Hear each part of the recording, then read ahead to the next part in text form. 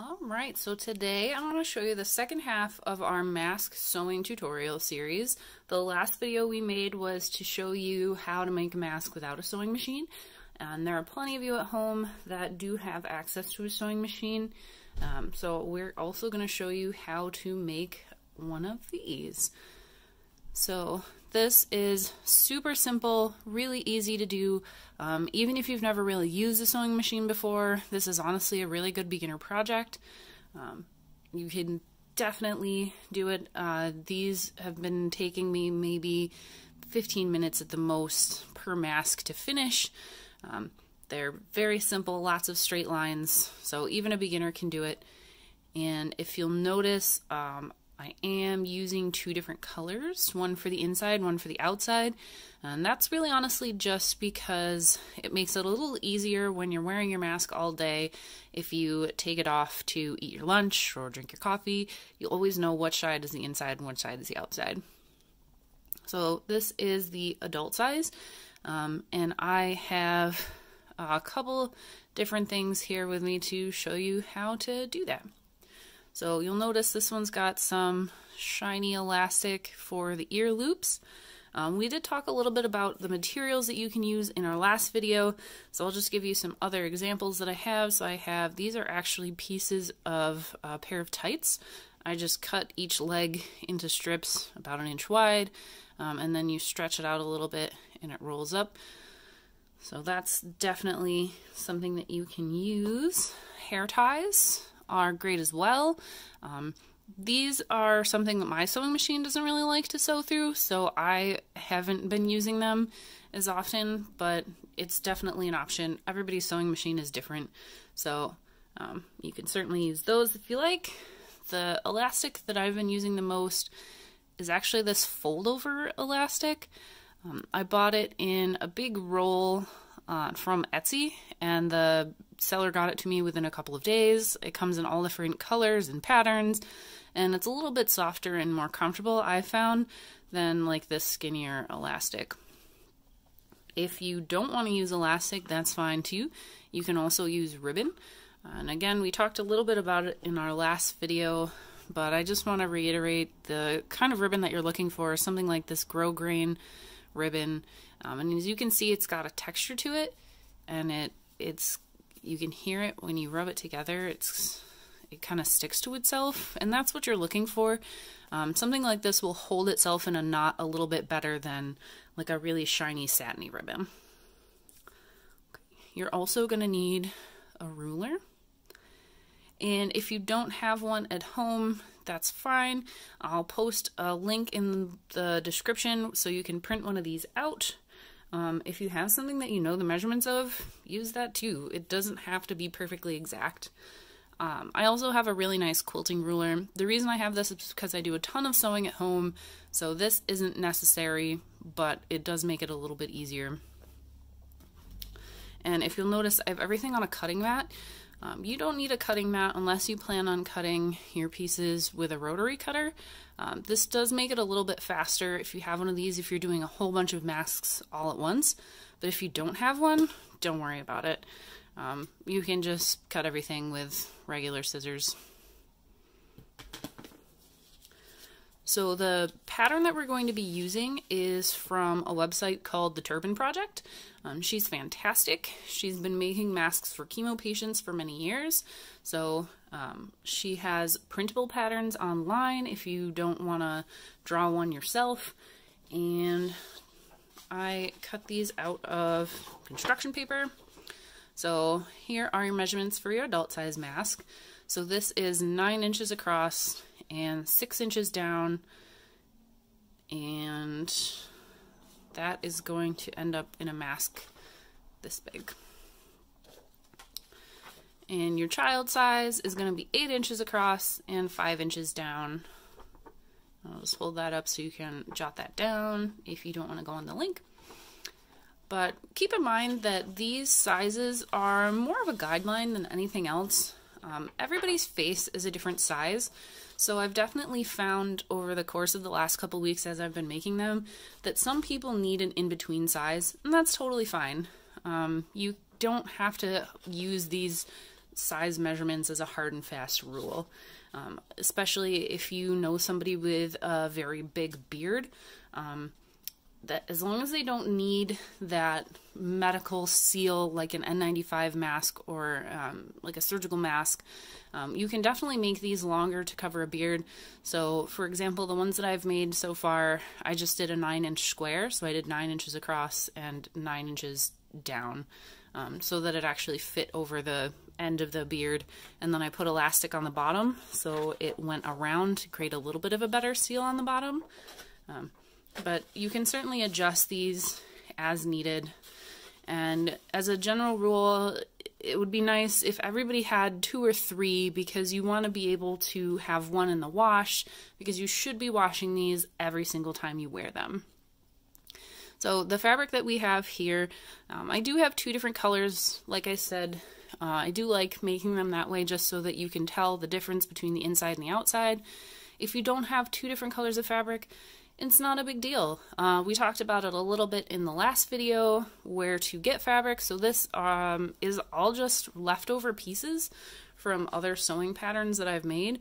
You don't need a huge amount to do a single mask. It actually ends up being a pretty small amount of fabric. But you can also use bed sheets, you can use bandanas. The idea that you're looking for is a really nice tight weave in your cotton fabric, and you can't see my fingers through the fabric, which is good. So, and this is a little bit more see-through, and there's some cat hair on there, and I apologize.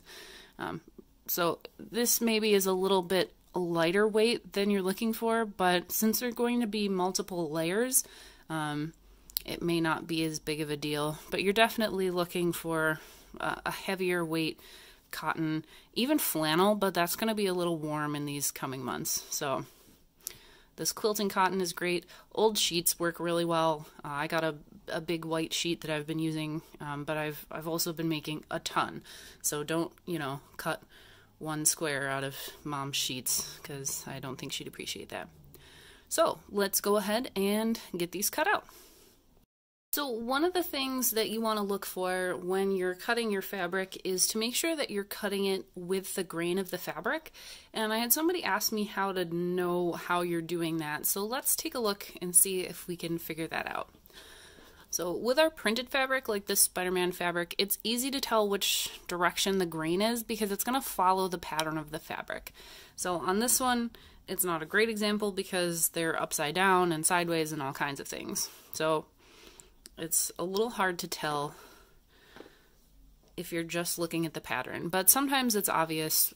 If it's a pattern that only works one direction, then you know that up and down in that pattern is the grain of the fabric, that up and down direction. Another way you can always tell is by looking for this end of the fabric right here. This is called your selvage. So this is just the edges of the fabric where it was manufactured, and this will be on most fabrics that you find. You can tell that this edge will always be your left or right side, and this fabric is folded in half, so I have both of my selvage edges folded together. And it's harder to tell that this is the selvage from the outside. So another way you can look at it is if you go to the inside and look, you can see very faintly, and it's really hard to see on this particular piece of fabric because it's printed right up to the edge, but sometimes you'll get a piece of fabric that does have a clear mark where the selvage is. So you'll know that that's your left or right side of your fabric.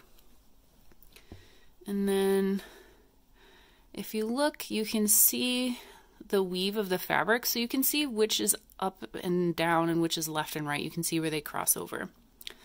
So another way you can look for the grain of your fabric, if for example you have a piece like this one, which is just a random scrap from some other projects that I've done.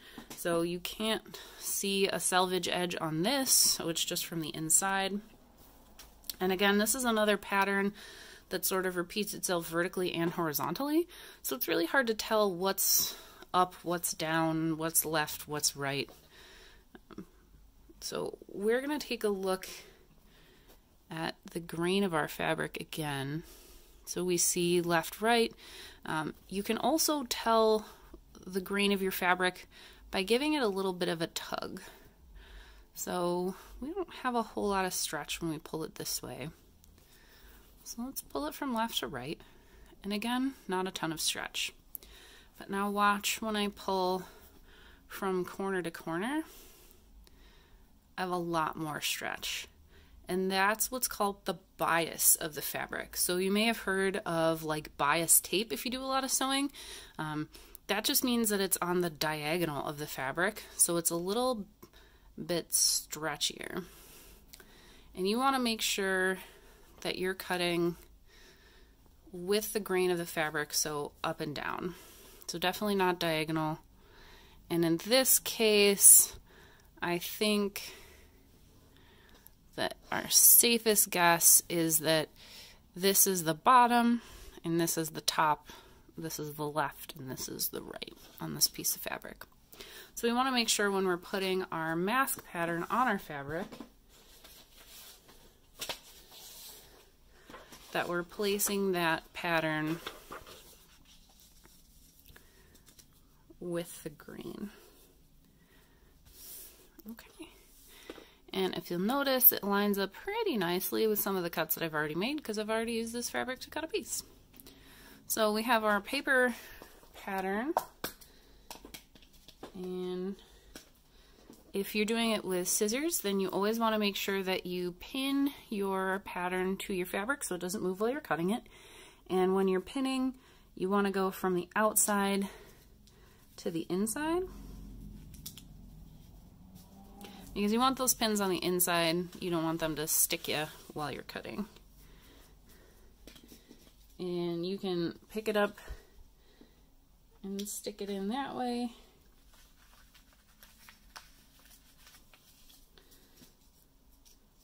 Or if you're working on a surface that you're not worried about scratching, I like to just poke it in while it's flat because that way I have better control of where the pattern and the fabric are sitting. And we're just going to put a pin in all four corners because this is a pretty simple shape, so we don't have to go too crazy with the pins.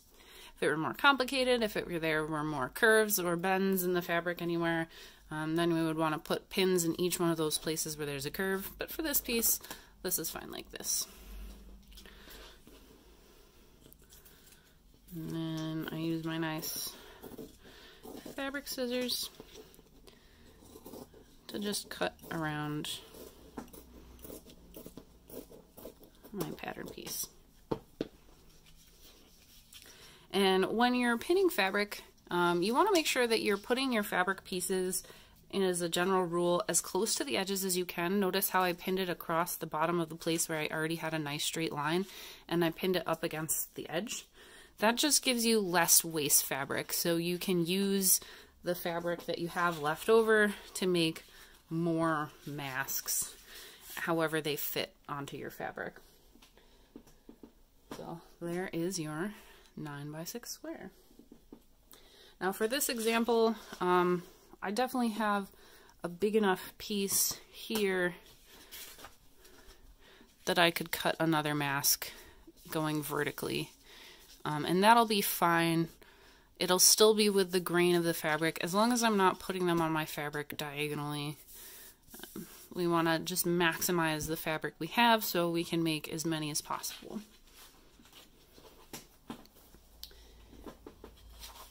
If you have a rotary cutter, then you don't actually need to pin it. And I have been using my quilting ruler to just make this a little bit easier. So I know that for my child size mask, and I'm actually going to flip this over so you can see the selvage edge a little better.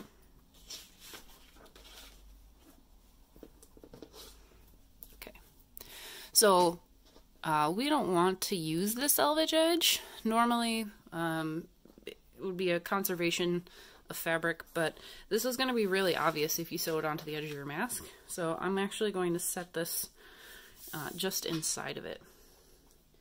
And then I'm going to take my quilting ruler, which this is exactly 6 inches wide, so for the adult size ones, I've just been using this as my width measurement. But since we're doing a child size mask, it is a little bit smaller. So I'm going to line up the 1-inch line across the bottom of my fabric, and then my 8-inch line right here up against the selvage edge of the fabric, because we don't want to use this part in our mask. And then my rotary cutter has a little safety on it, so I can't cut myself while I'm not using it. And then you're just gonna push down. You're gonna zip it right along the edge. And you'll notice it wasn't perfectly straight, but that's totally fine. We take a very Bob Ross approach to sewing here. So if it's not straight, if it's not beautiful, it's okay. And my rotary cutter didn't quite get through this corner here, so I'll just trim that with my scissors. And I'm also going to trim off this selvage piece, since we don't actually need this part.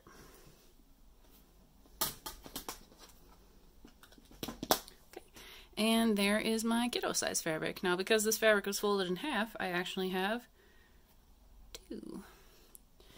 And so we can make 2 separate masks for this, because I am going to use my black fabric to make the inside layer. So I'm going to cut that out, and then we'll move on to our next step.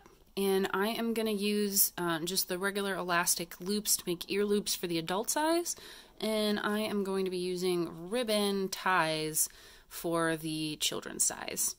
So when you're cutting your elastic for an adult size mask, you're going to make each piece 7 inches. And I'm just going to lay it out to the end of my ruler and trim it off. Now, if you were to do ear loops on a children's size mask, then I would recommend using a 6-inch piece of elastic. But again, these rules aren't hard and fast, so if you find that that's a little too big or a little too small for you or your kiddo, definitely you can make adjustments once you find out what's comfortable. And then for the ribbon, for a children's size mask, we're actually going to need 16 inches of ribbon, which is a little long for this ruler. So I'll use my quilting ruler. And again, we just line it up with the 16 on our ruler, and then we're going to trim the ends. Now, when you're cutting your grosgrain ribbon, make sure you are trimming it on the diagonal, and that'll help keep it from fraying just a little bit more. You can also, depending on what the ribbon is made out of, melt it a little bit or tie a knot in the end so that it makes it less likely to fray when you wash it, because unfortunately that is one of the disadvantages of using ribbon. But you can also make strips out of a cut-up t-shirt. That works great, and that doesn't fray. You can use shoelaces. You can use whatever you have, you know, laying around your house. So it doesn't have to be a spool of store-bought ribbon. And I am going to take all 4 of my ends, and I'm actually going to tie them together towards the bottom. So I have one end that's a little bit longer and one end that's pretty short. And this is mostly just to help manage these ribbons while we're sewing, because it can be a pain in the butt to have all these just loosey-goosey in there while you're working. So when we take our fabric pieces and pin them together, we're going to make sure that we put the right side of the fabric facing in. Now you can see there's definitely a difference between the picture when it's right side in or right side out. So we want to make sure that we're putting our right side facing down. And that's because we want our seam to be on the inside of the piece of fabric. We don't want this first seam to be on the outside. And one of the things that we're going to do while we're pinning this is we're actually going to pin our ribbons in place here. So I'm going to do that using my quilting ruler, because what we want to do is for these typical garment seam allowance, which is how deep into the fabric you're actually putting the seam, is 5/8 of an inch. These I've been making at 1/4 of an inch seam allowance, so they're a little bit smaller, but we maximize the amount of fabric that we're using.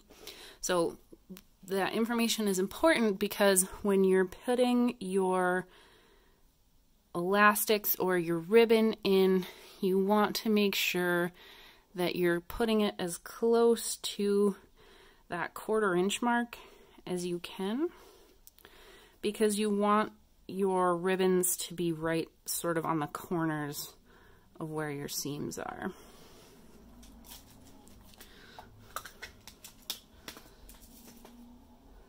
So, and then we'll put a pin in it. And again, we're making sure that we're pinning into the fabric. We don't want the pins going out towards our fingers. And when you're sewing, it's important to remember that your pins are always going to be put into your fabric perpendicular to the direction that you're sewing.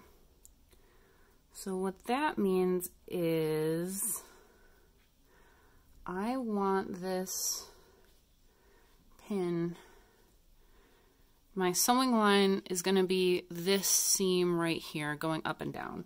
So I want my pin to be going perpendicular to that, so it crosses. We want the least amount of pin available to potentially get caught in our sewing machine. So that's important to remember.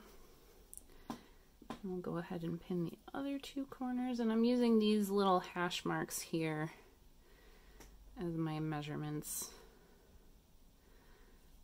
to pin these in. And if it's not lined up perfectly, it's not the end of the world. Again, we're taking a very Bob Ross approach to sewing here. It's not a huge deal if it's not perfect. Some people are really good at sewing straight lines, and some people aren't. So don't sweat it too much if it's not exact. Alright, and that is the only places I'm going to pin this. One of the nice things about this cotton fabric is that it really does sort of hold itself together, unlike a lot of other fabrics. So it'll be easier to sew just because it's not going to move around while we're sewing it. So we're going to do the same thing with our elastic that we cut, which I seem to have misplaced. Here it is. And for this, you'll see that I have all 4 ribbons hanging out of the bottom of the mask, and I'll show you what we're going to do with that when we get to the sewing part.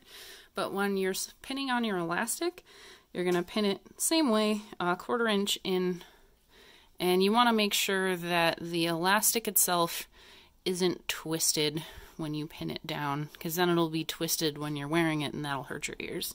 So same idea, pin on all 4 corners like so, making sure that you're sandwiching your elastic or your ribbon in between your 2 layers of fabric, because you want those to be on the outside, not the inside. Okay, so we will pin that up and then we'll meet you over by the sewing machine so we can sew these together. Okay, so now we are ready to rock and roll and get sewing on our mask. So we are going to start from the bottom side, and we're going to sew all the way around all 4 edges, but we do need to leave a gap at the bottom in order to flip this out, just like you're doing a pillow when you're doing your laundry. So when we set this up, I've got all my ribbons coming from the side, coming out of the bottom, and that's going to be a great place to mark as our location where we're going to put our gap. So, and I like to, like I said, I'm doing these with a 1/4 inch seam allowance. And what that means is if you can see these little marks up here, these are your seam allowance. So you're going to line up the edge of your fabric with one of these lines, and that's going to be how much fabric you have outside of the line where the needle goes. So, and you can't actually see it because the foot of my sewing machine is in the way, but I'm actually going to do these at 1/4 inch, which is just going to line it up directly with the edge of the foot on my sewing machine. So I like to line up the bottom of the edge with the bottom part of this part of my sewing machine, and then I'm lining up the edge of my fabric with the edge of my foot, and then putting my foot down to pinch it. And unfortunately, I can't give you a great tutorial on the basics of using the sewing machine because everybody's machine is different. So I would definitely recommend, while you're on YouTube, looking up the specific information on your sewing machine.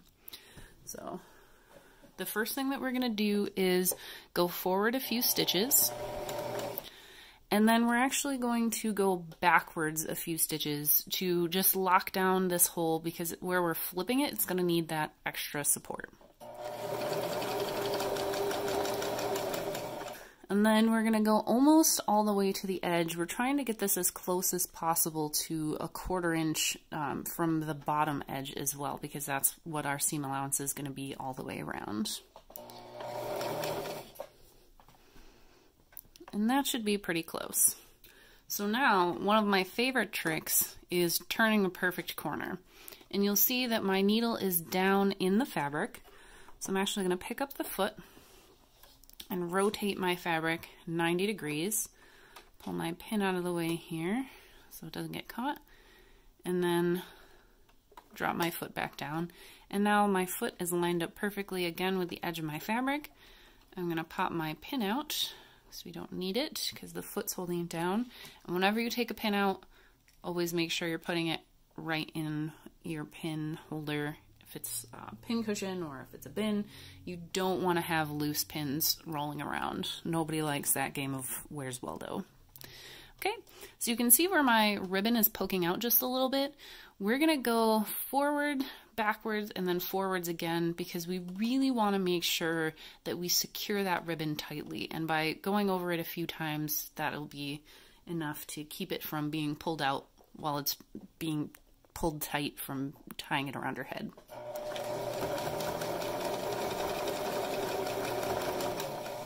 Okay, and then we're going to go all the way down to the next corner and do that again.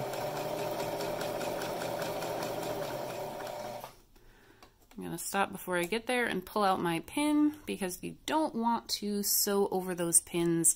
It can damage your sewing machine, it can damage your pins, it can damage your project. Just zhuzh this guy up a little bit here.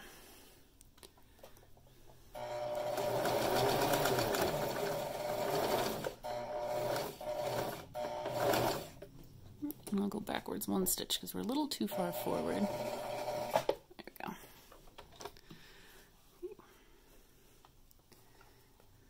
Just going to make sure our ribbon's tucked in here so we're not getting it caught in our top seam.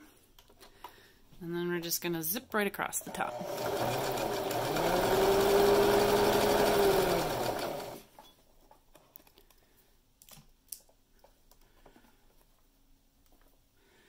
Again, I'm just going to sort of zhuzh this ribbon out of the way here. We don't want that to get stuck in our top seam, because that'll make it pretty hard to tie if it's sewed down.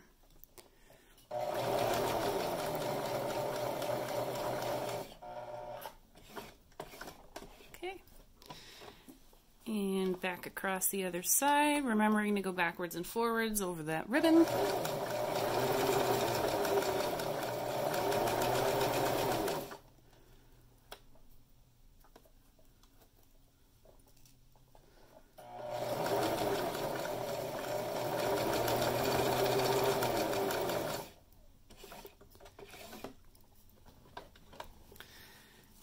Back to our bottom where we have to leave our gap.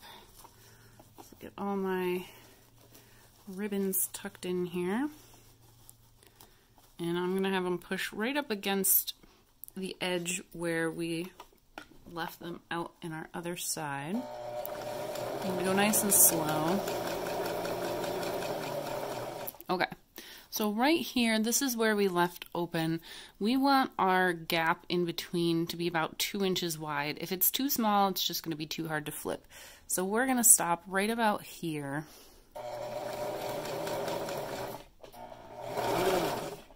And then always remembering to backstitch before we take our piece off, because that backstitch will lock those stitches down. And then we're going to pull it off, and we make sure that we give ourselves a nice long tail so that our machine doesn't unthread itself. You're always going to cut nice and close to your fabric to leave that tail on your sewing machine. And then your next step is going to be to trim the extra fabric off of these little corners. And what that'll do for you is make sure that you have a nice, smooth, pointy corner.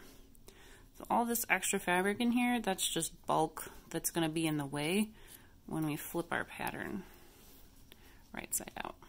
And you can see here where I got a little overexcited and went a little too far backwards. That's fine.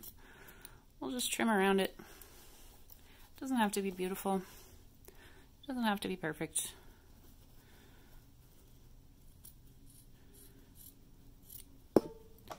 Okay, and we're also going to trim these extra threads here. There's one on the front and one on the back, and these are our long tails from where we started. Okay, and now we're going to flip this right side out like a pillowcase. Alright, so we have our two pieces flipped inside out, and we have our ribbons in the corners, which is exactly what we were shooting for. And I'm just going to give this a little bit of a smush to kind of line these seams up as close as we can so we don't have any extra fabric that's on the inside. And same thing with our adult size mask. We'll give the elastic a little bit of a tug to make sure that these corners are nice and sharp. Okay. And so these are going to get pressed flat. So we're going to iron, make sure we get all 4 of our seams here. And the ribbon is unfortunately kind of in the way, so we just gotta try and do our best to iron around it here.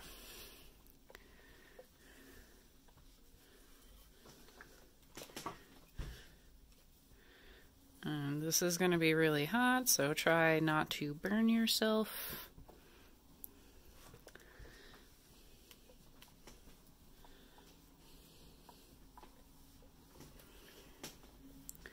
And we try not to hit the elastic with the iron too much, because we don't want to damage the elastic with the heat.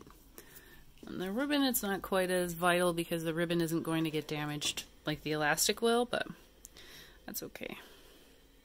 So now, this is our adult size, and this is our kid size. So the next step is to put some pleats in our fabric.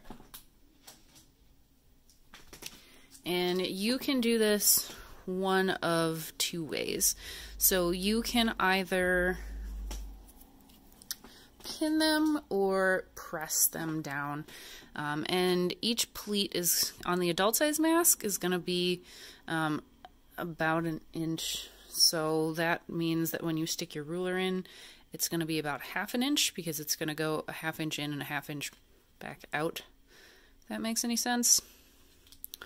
And I haven't been using my ruler to measure these. I've just been sort of eyeballing them and using my finger as a measurement tool.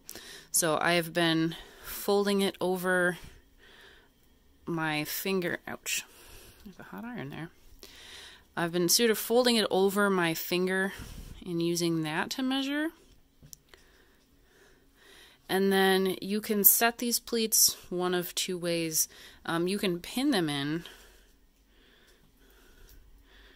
and just make sure you're pinning through all the layers.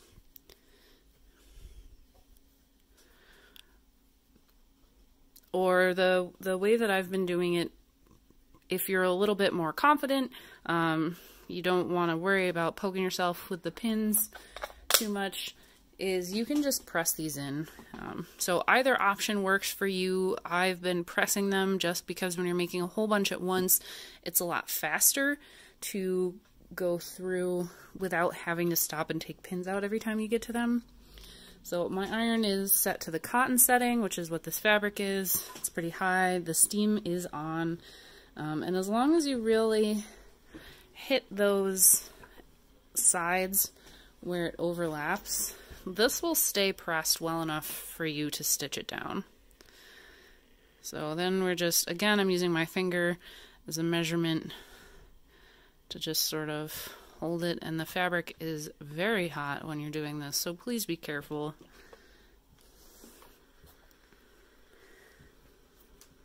Again, making sure that you're hitting those edges, because there's lots of layers in the edges right now.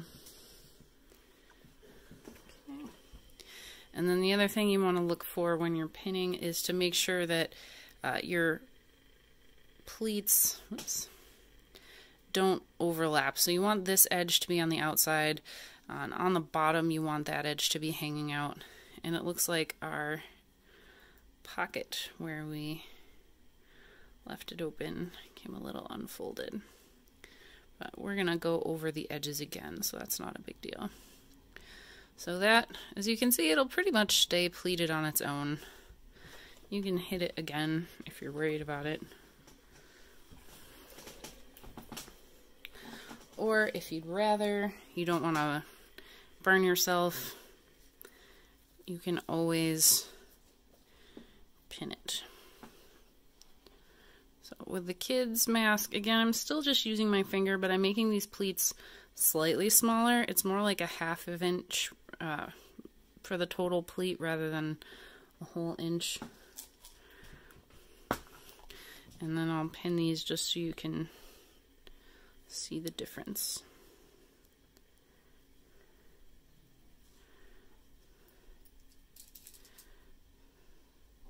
And again, it's totally up to you whether you pin them or press them or both. But I like to just press them rather than pin them, because then I don't have to stop and take the pins out, because this sewing around the edges can be a little fiddly if your machine doesn't like sewing through a ton of layers all at once.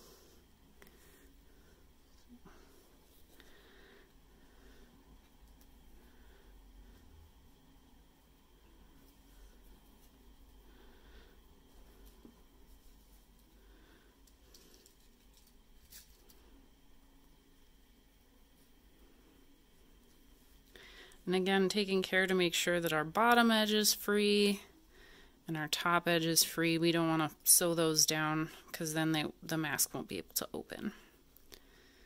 Okay, so there is your pinned pleat, and there is your pressed pleat. Make sure when you're done that you are turning off your iron and keeping it away from small children and small pets. Alright, so now we have our pleated mask and we're ready to rock and roll.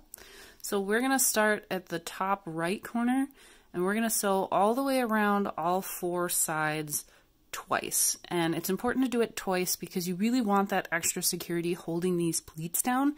There's a lot of fabric that your machine has to get through, and if it's anything like mine, it gets a little grumpy when you try to make it go through that many layers, so it's always nice to have that extra security. Same thing before, we're going to be using a 1/4 inch seam allowance, so I'm going to line my fabric up with the edge of the foot of my machine, and I am putting it in a little ways, so I'm not going to start right at the corner. That's just because my machine needs to have a little extra fabric to grab to be able to pull it through to get started here. And I'm going to pull my first pin out just because I'm holding down the pleat with my finger, so I'm not worried about it escaping while I'm sewing, and I really don't want to hit that pin with my needle.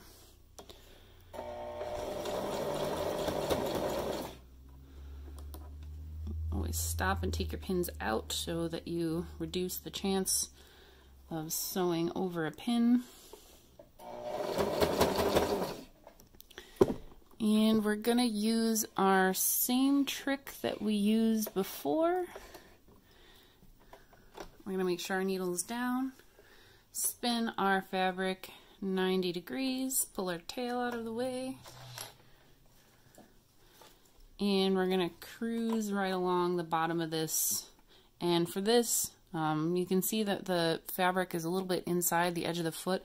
I'm just gonna line up this side of the foot with the bottom of my pleat to get a straight line this time.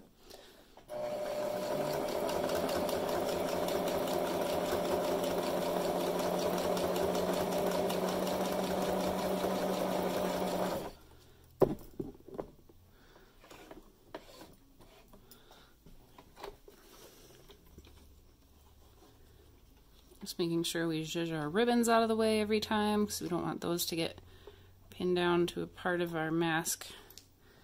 That would make it hard to tie. Whoops, and I forgot to put my foot down. So that can lead to some wonky stitching, so you're always double checking that that foot's down before you sew.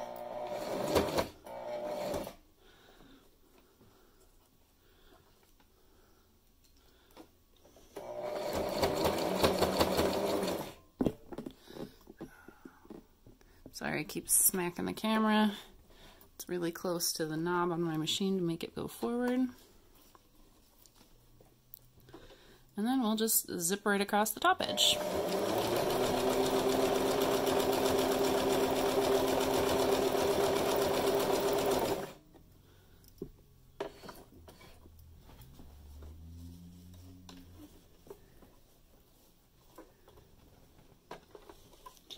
And then we do it again, all the way around all four sides. And if you do want to make these side seams, they don't have to line up perfectly. So that'll give you a little bit of extra hold if these seams are next to each other rather than directly in line with each other.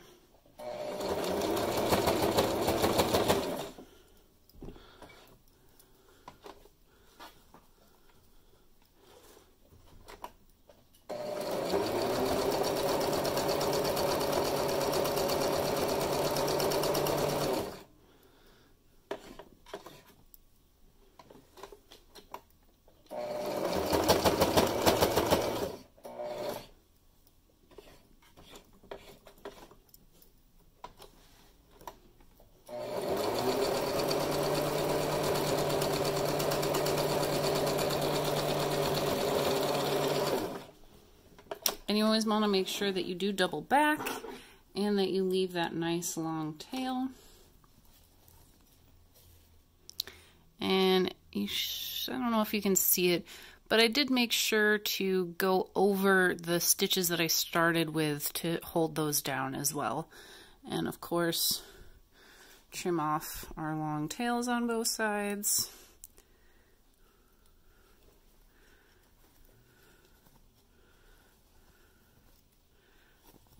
Is sort of stitched in here, but that's okay. Just trim off these extra little bits.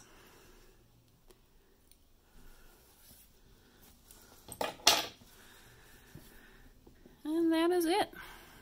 And as you can see that this has held its shape pretty well, even though the fabric is completely cool now, which is one of the nice things about sewing with that cotton fabric. So we are going to do the same thing we did before when we did the inside. We're going to line it up with the edge of our foot to make a nice 1/4 inch seam allowance. And I'm going to start this a little ways into my fabric just because my machine needs a little bit extra fabric in the back to grab on so it can pull it all the way through. So you don't want to start right flush against the edge. And that also gives us an opportunity to go backwards a little bit.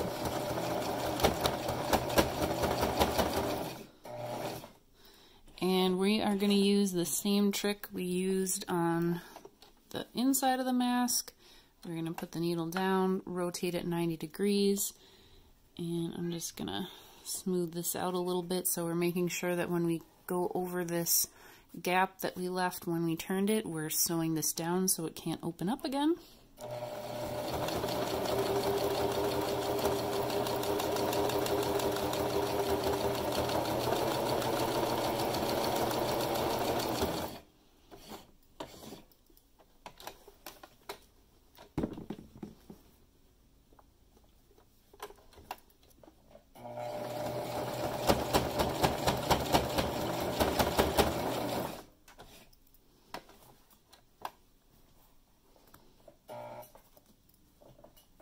And you can kind of feel with your fingers where the edge of your pleats are. You want to make sure that you don't sew past this edge, because that'll sew the top pleat to the bottom pleat, and that'll make it so that your mask can't open up.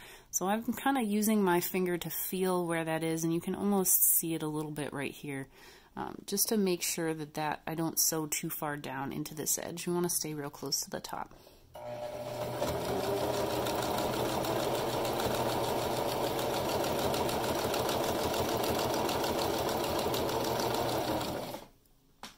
Okay, and then when we're turning to sew around the other edge, it's perfectly fine if your first line and your second line don't match up perfectly. It'll hold down more of these pleats on the edges and keep them a little bit tighter. So don't worry too much at all about them not lining up.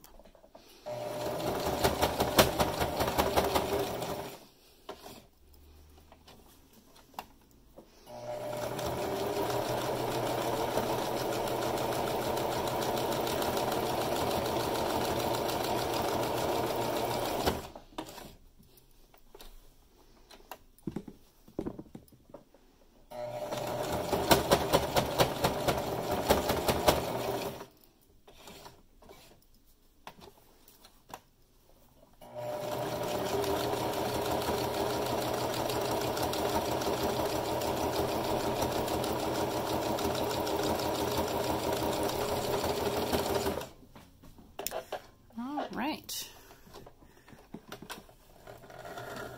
Again, I'm pulling it out so I have a nice long tail, but you still want to cut it really close to the fabric so that way you have a long tail for your next piece so it doesn't pull up out of your machine.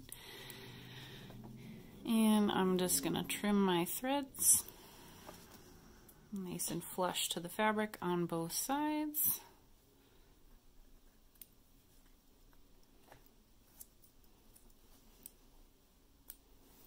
And then we're just going to take a quick peek at our stitches to make sure that nothing super weird happened. There's no pulls or anything like that.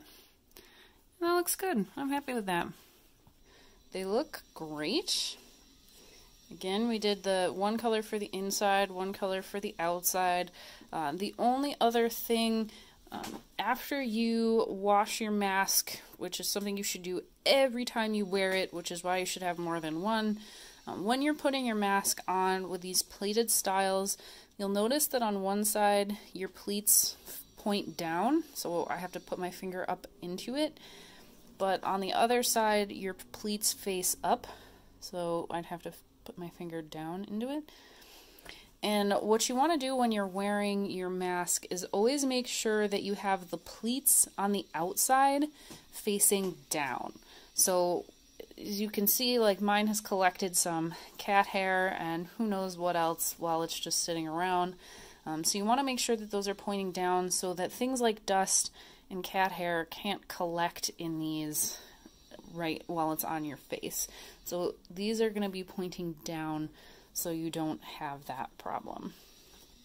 And that is your tutorial on how to sew one of these handy dandy face masks.